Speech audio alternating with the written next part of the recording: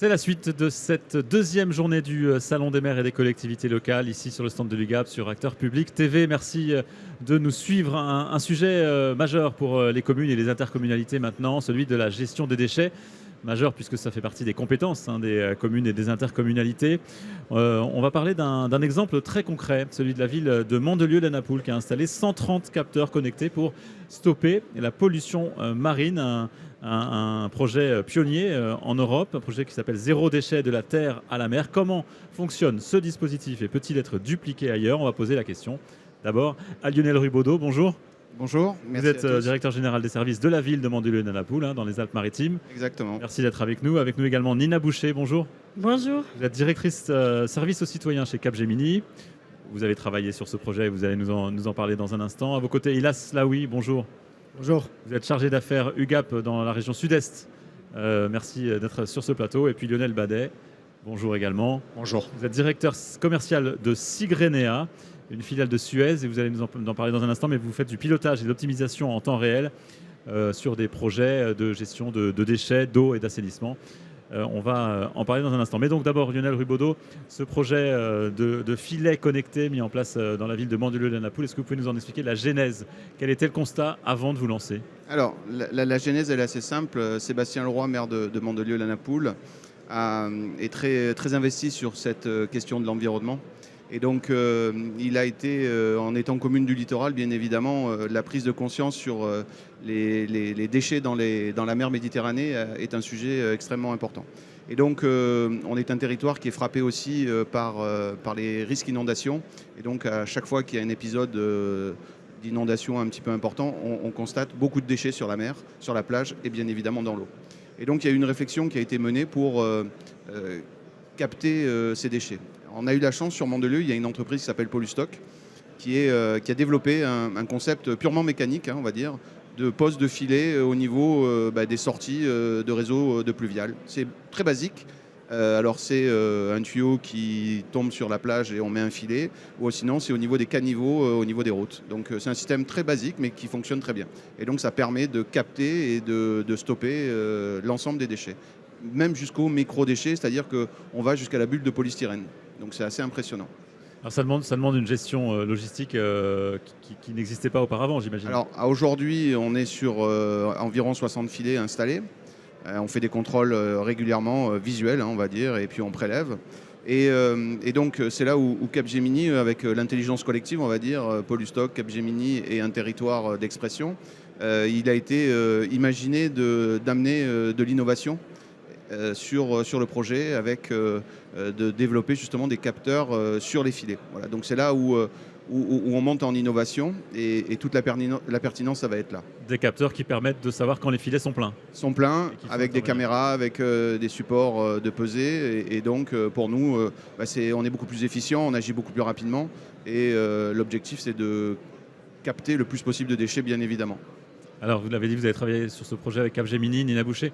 Comment s'est mise en place cette collaboration? Quelle valeur ajoutée vous avez apporté sur cet enjeu des capteurs connectés Oui, Lionel l'a dit, on a travaillé donc avec la commune de Mandelieu et avec Polustock qui avait cette solution existante. Et Capgemini a été à la fois le partenaire ensemblier, mais surtout le partenaire technologique. Donc on est venu effectivement sur la partie capteur, sur le filet, mais surtout la plateforme de supervision de ces équipements pour offrir en fait à la commune la capacité à, encore une fois, mieux gérer effectivement ces déchets, mais aussi montrer et valoriser en fait l'action de la commune. Je le redis aussi parce que Lionel est modeste, mais c'est une grande prise de risque qu'a eu la commune de s'engager dans cette action-là. Il n'y a aucune obligation. Une première en plus. Ouais. Première commune, et il n'y a aucune obligation aujourd'hui réglementaire, oui, à collecter ces déchets, mais aujourd'hui pas forcément celles qui atteignent finalement l'eau. Et donc il y a eu un engagement très fort de la commune d'avoir cet objectif-là. Et d'investir finalement avec nous sur cette recherche de solutions à l'échelle de la commune. Alors, quand on parle de ce type de projet, on se pose toujours la question de la réplicabilité. Ilas Laoui, l'UGAP a accompagné aussi Mandelieu sur ce projet. Comment une centrale d'achat comme l'UGAP peut-elle accompagner le déploiement d'un projet comme ça ailleurs? Alors ici, le rôle de l'UGAP, il prend tout son sens. En tant que centrale d'achat public, l'objectif c'est de donner des outils en fait aux collectivités afin de pouvoir faciliter l'accès à des prestations et des services qui sont dits innovants. Ici, le UGAP a lancé un marché qui s'appelle Territoire de demain, qui est adaptable et qui est duplicable justement et bien adapté justement en fonction des fonctionnalités, des difficultés des communes. C'est-à-dire que en fonction de la commune, de ses besoins, les outils qui vont être mis en place vont être dédiés à la commune. Et en fait, c'est tout un processus de vente qui va se faire au début par l'identification des besoins, l'échange avec la commune et l'échange avec le titulaire pour ensuite proposer une proposition de valeur qui est vraiment dédiée et bien spécifique. Alors, à vos côtés, Lionel Badet, vous travaillez à Sigrenéa, donc j'ai dit que vous fabriquez des objets, des Internet des objets, pardon, pour détecter, par exemple, des dépôts sauvages. Comment cette technologie permet aux collectivités de mieux gérer ce problème? Ce fléau, ouais. Ce fléau pour les communes. En fait, le système de détection des dépôts sauvages dans le cadre de Territoire de demain est lié à un logiciel. Et ce logiciel, en fait, il va s'appuyer sur le Code de l'environnement. Il y a un article qui s'appelle le 541-3 et qui permet en fait au maire, premier magistrat de sa commune, de faire une procédure administrative. Donc quand il va mettre en demeure en fait le contrevenant, il va pouvoir également lui donner une amende en fait administrative qui peut aller jusqu'à 15 000 €. Le logiciel fournit une valeur probante et crée la procédure automatiquement. En fait, il n'y a plus qu'à la valider une fois que ça a été détecté. Donc c'est très simple pour les communes, qu'elles soient petites ou grosses d'ailleurs. Et c'est redoutablement efficace. Notez bien, aller jusqu'à 15 000 € d'amende, c'est un très très bon moyen en fait, de juguler ce fléau. Alors là, on vient de parler de la détection, mais vous avez mis en place toute une série d'outils numériques qui permettent d'améliorer la gestion de ces sujets aussi, c'est ça? Alors effectivement, nous, notre cœur de sujet, c'est vraiment la télérelève des déchets, par exemple, l'optimisation de la collecte des déchets. C'est un cas d'usage aussi de Territoire de demain. Et pour vous parler simplement, vous verrez qu'il y a un lien en fait, aussi avec les dépôts sauvages. On pose des sondes dans les conteneurs. En fait, ces sondes mesurent un taux de remplissage à l'intérieur des conteneurs. Donc forcément, on va supprimer en fait, les débordements des conteneurs. Si on supprime les débordements des conteneurs, on va limiter également les dépôts sauvages au pied des conteneurs, parce qu'il y a toujours l'usager opportuniste en fait, qui va voir un conteneur qui est sale, tout simplement, et donc il va poser son bac en disant là, en fait, c'est une déchetterie mobile, je pose ça ici. Lionel Rubaudot, on l'a dit, donc il y a cet exemple, il y a l'exemple de Mandelieu-la-Napoule.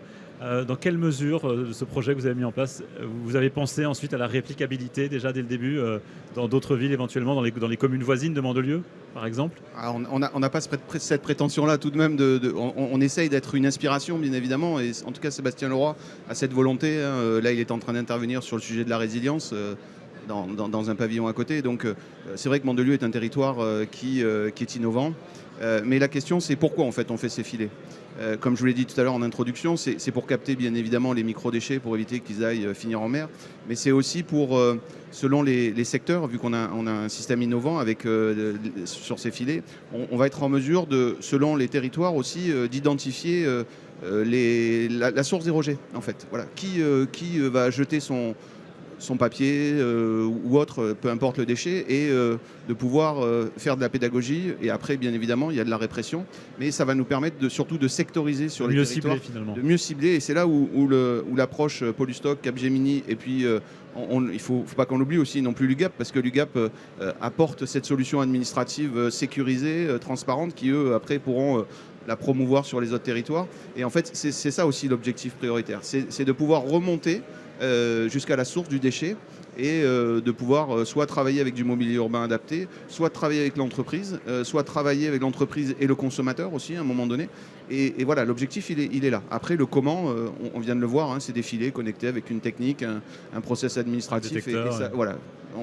Voilà. Mais il faut qu'il y ait une volonté politique, on va être très clair là-dessus. Comme disait Nina, il y a une volonté politique de faire. Il n'y a pas d'obligation aujourd'hui, mais on le fait parce qu'il y a une conscience sur ce territoire, à Mandelieu. Et c'est cette force qui nous différencie. Exact. Nina Boucher, même question sur ces enjeux de réplicabilité. Est-ce que c'est une technologie qui est adaptable ailleurs, même y compris dans des villes qui ne sont pas en bord de mer, par exemple, qui ont aussi des déchets qui partent dans les égouts, par exemple?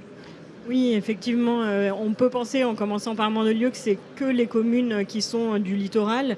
Non, puisque en fait, l'origine des déchets, elle vient, donc on l'a dit, de la terre et la mer, mais de la terre, quelle que soit la commune. En fait, toutes les communes sont concernées.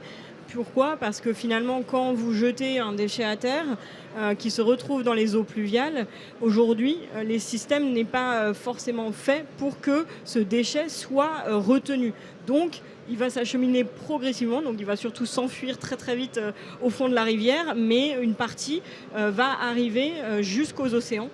Donc c'est vraiment une chaîne du plus près jusqu'au littoral. Et le littoral, j'ai envie de dire, paye pour tout l'amont. Donc on retient que ce qui vient de chaque commune. Donc on doit avoir finalement cet engagement sur toute la chaîne pour arriver à l'objectif. C'est malheureusement pas un phénomène localisé sur une seule Exactement. commune. Il faut l'étendre le plus possible. Lionel Rubaudot, vous vouliez je ajouter voudrais un juste mot. rajouter quelque chose. Alors c'est vrai qu'on parle de microdéchets, bien évidemment, mais on se dit aussi, attention, il y a de la faune et de la flore, disons, il y a des poissons en fait, et donc ils se nourrissent, et nous aussi, du coup, on consomme du plastique et des microplastiques. Donc je crois qu'il y a une étude qui disait qu'à peu près on mange une carte bancaire à peu près dans notre vie en microplastique, donc c'est incommensurable, quoi. Voilà, donc il faut aussi qu'on ait cette conscience écologique parce que c'est une chaîne alimentaire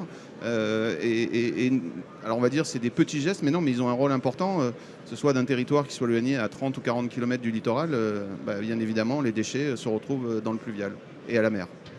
Il y a cela, oui, on a parlé de l'offre Territoire de demain. Donc, quelles sont les autres solutions que propose l'UGAP à des collectivités territoriales qui veulent améliorer leur gestion des déchets? Alors justement, cette offre, elle est dédiée justement à l'optimisation de la collecte, du tri et de l'identification des flux de déchets qui vont être produits par les collectivités. Comme l'a évoqué M. Badet de Segrenea, l'objectif c'est de mettre des capteurs sur des points d'apport volontaires par exemple, d'optimiser la collecte, de décarboner au maximum en fait les tournées des camions qui vont récupérer justement ces flux de déchets. Et par le biais en fait de la donnée, d'avoir la bonne information au bon moment, c'est ce qui va permettre en fait aux collectivités de pouvoir monitorer et pouvoir organiser au mieux leur collecte et de diminuer leurs coûts aussi d'une autre façon. À côté de ça, l'UGAP propose aussi tout un panel de solutions qui vont accompagner, que ce soit aussi les bâtiments publics, sur le recyclage et sur le tri, par le biais de la communication, par le biais du tri sélectif en fait, directement au sein des bureaux des bâtiments publics. Et tous ces ensembles de solutions vont permettre aux collectivités de réduire en fait leur impact sur l'environnement. Un mot pour terminer sur la question des données. Vous l'avez évoqué, là, Lionel Badet, votre travail, c'est finalement de récolter de la donnée. Il faut rappeler que c'est devenu un enjeu majeur. On en parle d'ailleurs depuis ce matin sur les différentes tables rondes. À chaque fois, l'enjeu de la donnée dans une commune, au niveau du collectivité territoriale ou locale, c'est devenu très important. C'est devenu primordial en fait. Une collectivité qui n'a pas de données, demain sera pieds nus. Elle ne pourra pas contrôler ses budgets, elle ne pourra pas prouver en fait aussi de quel matériau, de quelle chose elle a besoin.